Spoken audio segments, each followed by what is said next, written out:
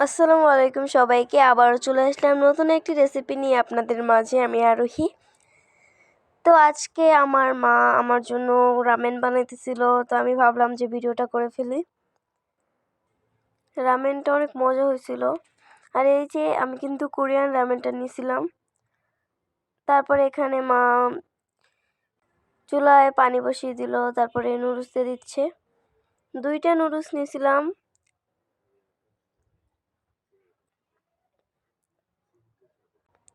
আমার বাবার জন্য 2টা নুডলস দিয়েছিলাম। আমরা কয়েকদিন পর পরই নুডলস খাই। তো এখানে নুডলসগুলো দিয়ে দিচ্ছে।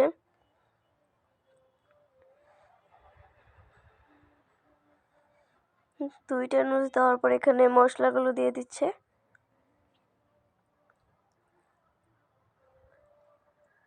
মশলার সাথে একটা ভেজিটেবল থাকে, ওইটাও দিয়ে দিচ্ছে।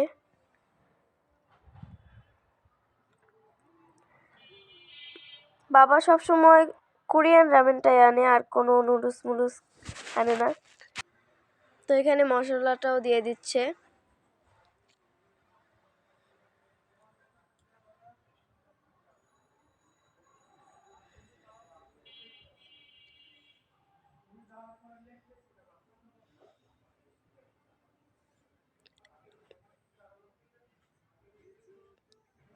এখন এটাকে কয়েক মিনিটের জন্য বয়েল করে নেবে। এটাকে কিছুক্ষণের জন্য ঢেকে রেখে দিবে। এখানে মা ধনিয়া পাতাগুলো কেটে নিচ্ছিল। ছোট ছোট পিস করে ধনিয়া পাতাগুলো কেটে নিচ্ছে।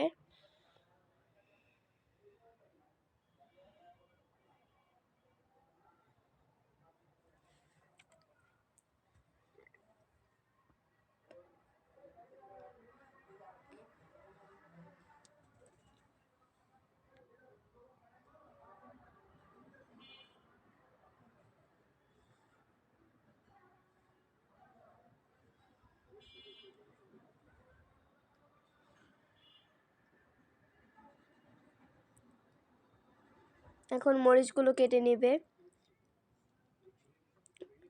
রামেনেই যেহেতু অনেক ঝাল, তাই এখানে আমরা অল্প মরিচ নিছি।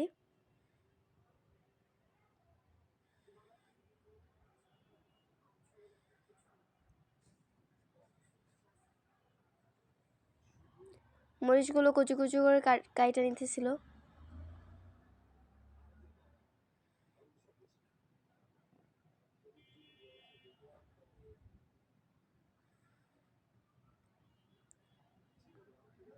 এদিকে নুডলসটাও সেদ্ধ হয়ে যাচ্ছে। আর এখানে সেদ্ধ ডিমটা কেটে নিচ্ছে মাঝখান থেকে। একটা ডিম সেদ্ধ করে কেটে নিচ্ছে, আর একটা ডিম ভেজে নেবে।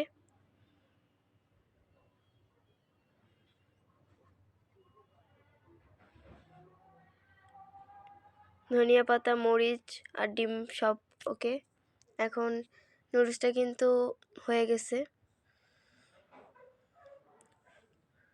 এখানে শুকনো মরিচও নিয়ে নিছি আর লবণ নিয়ে নিচ্ছে। এখন এখানে ডিম ভেজে নেবে। একটা ডিম ভেঙে নিল। এখন এখানে লবণ দিয়ে দিবে। তারপর ডিমটা ভেজে নিচ্ছে।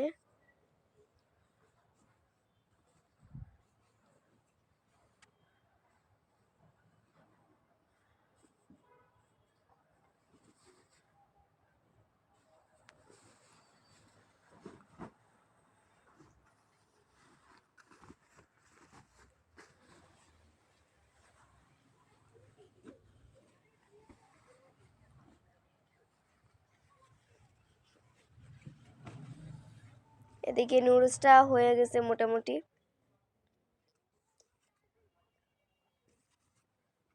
ডিমটা এখন উল্টায় নিবে।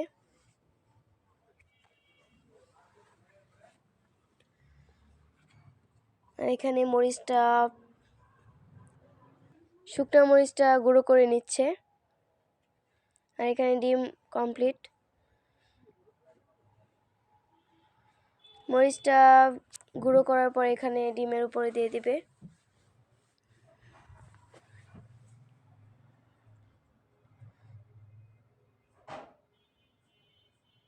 এই যে এখানে কিন্তু ডিমের উপরে দিয়ে দিচ্ছে।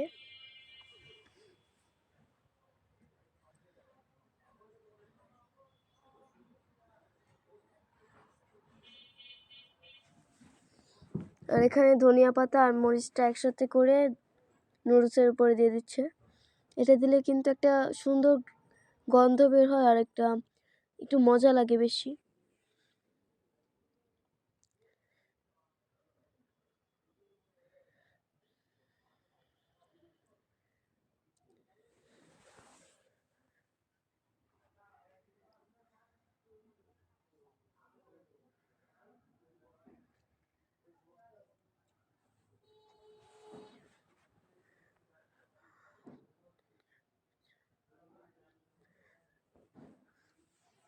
তারপরে এখানে ডিমটা কুচি কুচি করে কেটে নিচ্ছে।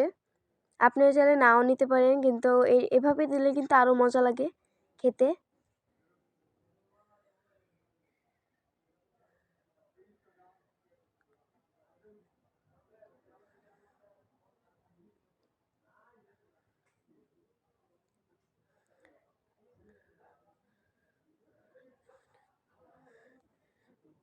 একবারে কুচি কুচি করে কেটে নিচ্ছে।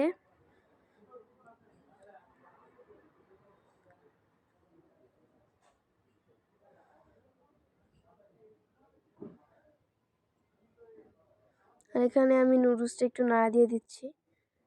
এটা কিন্তু হয়ে গেছে।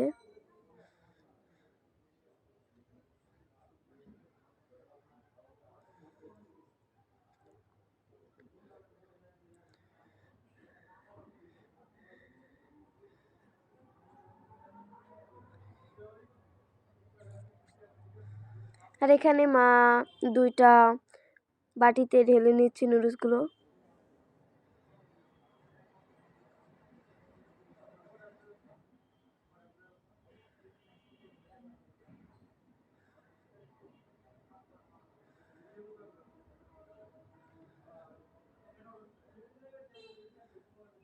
যে 2টা কিন্তু হয়ে গেছে সুন্দর। এখানে ডিম, যে ভাজা ডিমটা উপরে থেকে দিয়ে দিচ্ছে, উপর থেকে সবগুলো দিয়ে দিচ্ছে টিউটোরিয়াল।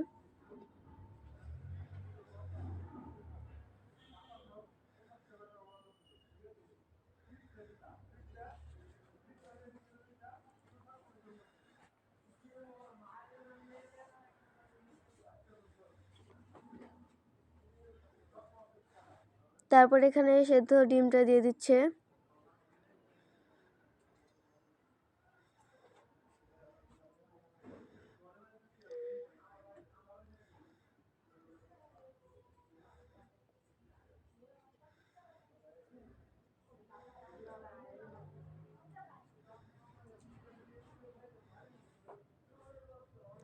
নুডলসটা আমার কাছে 100-তে 100 মনে হয়েছে।